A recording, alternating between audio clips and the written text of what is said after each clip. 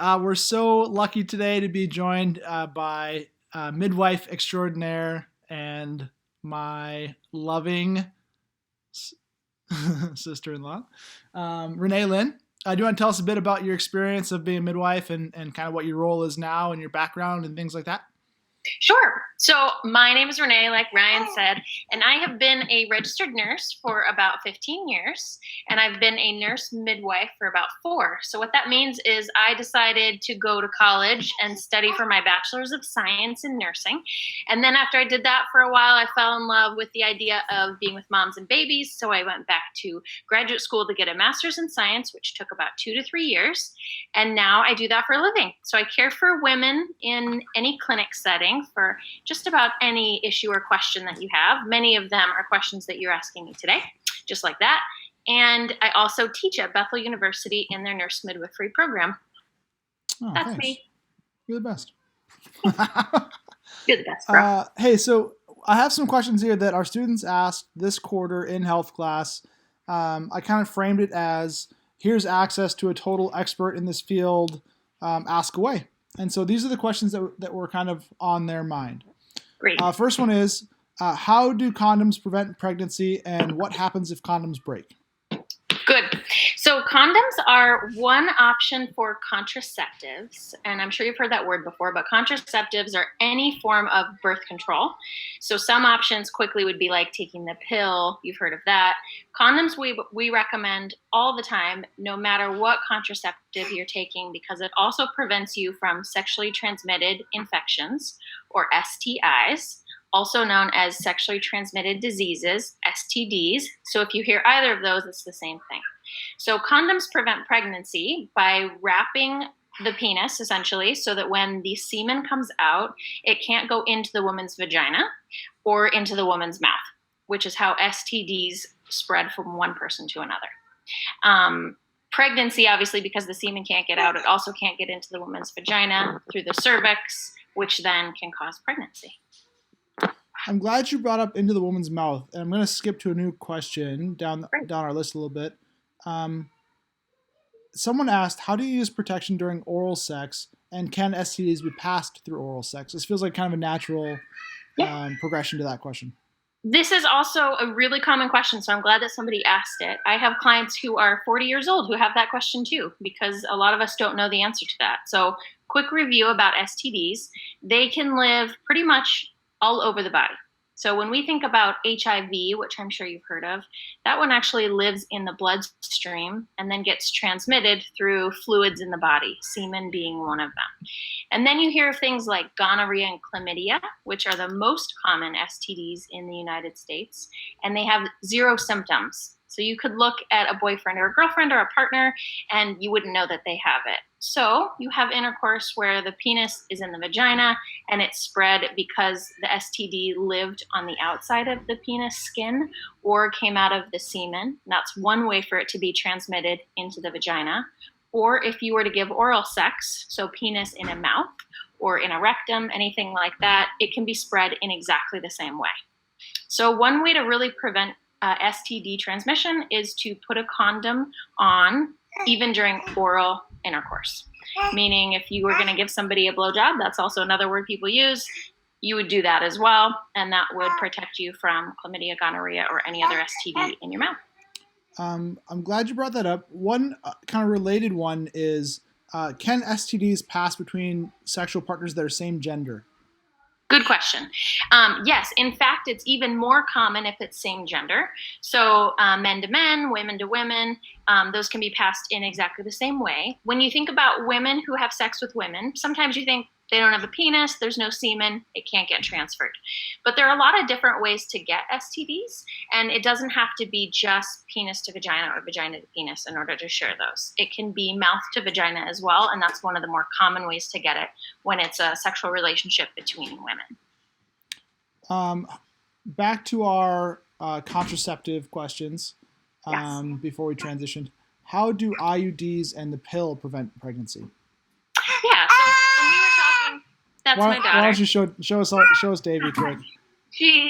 I'm not here. I'm out of town, so I'm babysitting. Can we see Davey? Women can do anything. We're amazing. Okay, so the question is more about contraceptives. So the pill we talked about is one option that you take by mouth, but the two that you said was an IUD, and what was the other one? The pill. Oh, perfect. Okay. So the pill is one that you take by mouth. A woman takes it. And what it does is hit the stomach and disseminates hormones into the body, or balances and changes your hormones so that an egg is not released. Therefore, when semen enters the body, it essentially stops working and just disappears. So that's how the pill works. What's important to know is that if you stop taking the pill, or you hear people that miss a pill, those hormones will fluctuate, and then it's no longer protective. So in order for the pill to actually be functional as a contraceptive, you have to take it at the same time every day. The IUD is a little different. IUD stands for intrauterine device, and it's actually a T that's about this big. Well, let me go that way so you can see it. So it's about this big and has a little string that comes out of it. And midwives or physicians, we place those in the office through the vagina, past the cervix, and up into the uterus, which is the womb, or another word for where the babe will grow inside the uterus. And it lives in there. So the T acts as in two ways. There are two different kinds: hormonal IUDs and non-hormonal IUDs. Essentially, same thing as a pill. It either makes it impossible for the sperm to make a babe and it can't attach, or you don't drop an egg, therefore you can't get pregnant. Any of these can be done at any age. It doesn't matter how old you are. You can use those. So our Does next that answer the question, you think, Ryan? Yeah, that's great. That's perfect.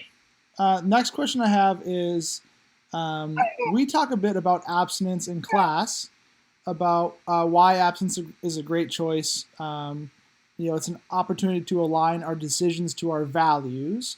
But maybe from a medical perspective, what would be the reason to choose abstinence? Yeah. So I'm glad that I think that's one of the most important things, Ryan, that you just said. So I totally agree. One way to align those two desires. In the medical world, abstinence is known as the only 100% way to prevent pregnancy. So if you don't have sexual intercourse, you don't have a baby. There are contraceptives that we just talked about. None of them are 100%. They're all highly valuable and work really well, but abstinence is the only one. So some people will choose that. Quickly, other people that might choose abstinence are those with HIV or other conditions where they just feel like they don't want the risk to pass it, and they'll select abstinence. We have a few more questions to get to. We're kind of going. This is an easy one. It's kind of a layup. Can you just confirm that everyone was indeed a sperm at one point? Yes. So your whole self wasn't a sperm, but you started with a sperm? Yeah. You are part sperm, part egg. That's a good question. I tell my kids in class. Did you just pause it? No, we're recording. But I tell them in class that partly you look like your mom and partly look like your dad because you both have part of their genetic material. And so my mom has red hair and freckles, and that's kind of why I have red hair and freckles. And my dad is ruggedly handsome. So there's the other side. Ryan Clark. He was born like that, you guys. Terrible. He's always awful. So this one, next question: why do I bleed during menstruation? Do all girls bleed the same amount? Good question. No, all girls bleed a different amount of blood every month, which is super interesting.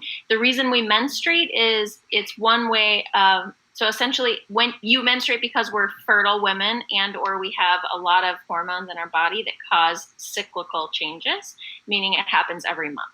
So specifically the reason that you bleed is that the uterus, or that womb we were talking about, where the babe grows or an IUD lives, the inside of that is covered with a lot of tissue that when an egg comes down that's been fertilized, it's like a little mattress cushion, and it grows inside there and makes a baby.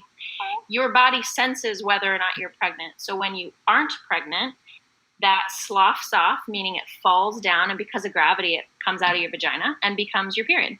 So when you become pregnant, that doesn't slough off. It stays and you grow a baby, which is why you don't have a period when you are pregnant. And if you are not pregnant, you bleed.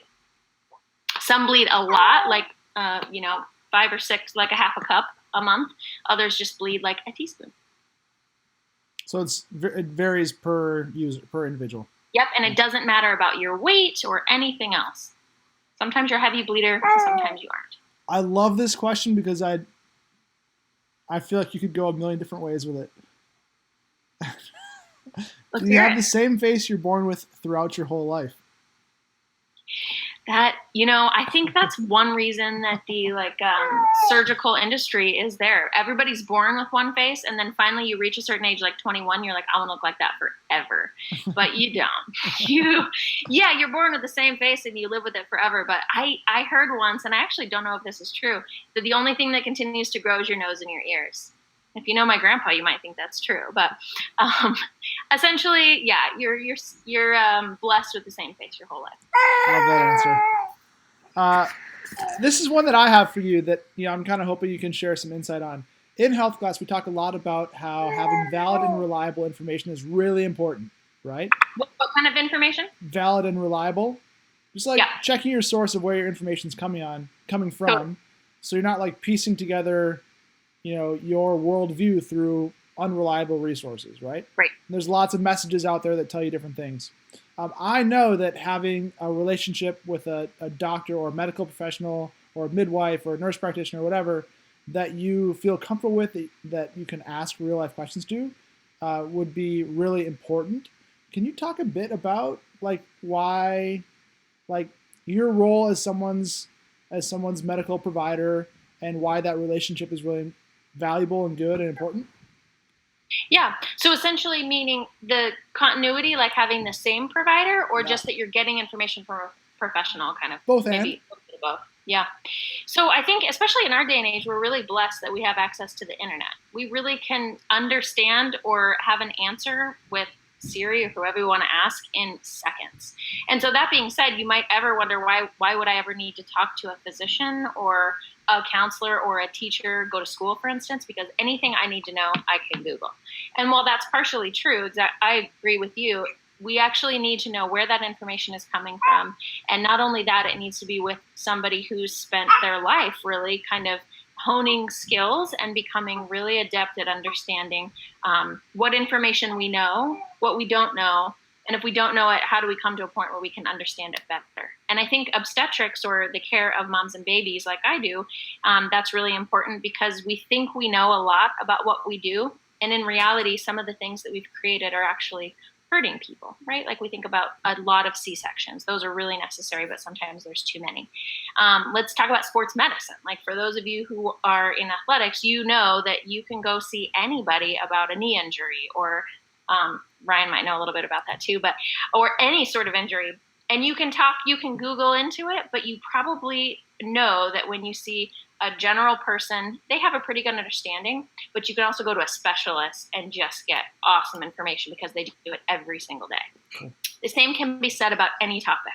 And so I agree both that it's important to be with a professional. It's really important to be with somebody that makes you feel really comfortable and that you can ask questions, and not somebody that's just telling you what to do. And to maybe build continuity with them, meaning that you continue to see them throughout your life because they know so much more about you than they could ever glean in a 10-minute visit. Yeah. Awesome. Hey, thank you so much for taking time to answer some of our questions. You are a delight. Our kids are lucky to have access to you. I'm lucky to be related to you. It was really special to be here. I'm honored. I always love working with people. So if you have any more questions, email Ryan. I'll see him on Thanksgiving and I'll answer them. Okay, cool. Hey, thanks. Bye, guys. See ya.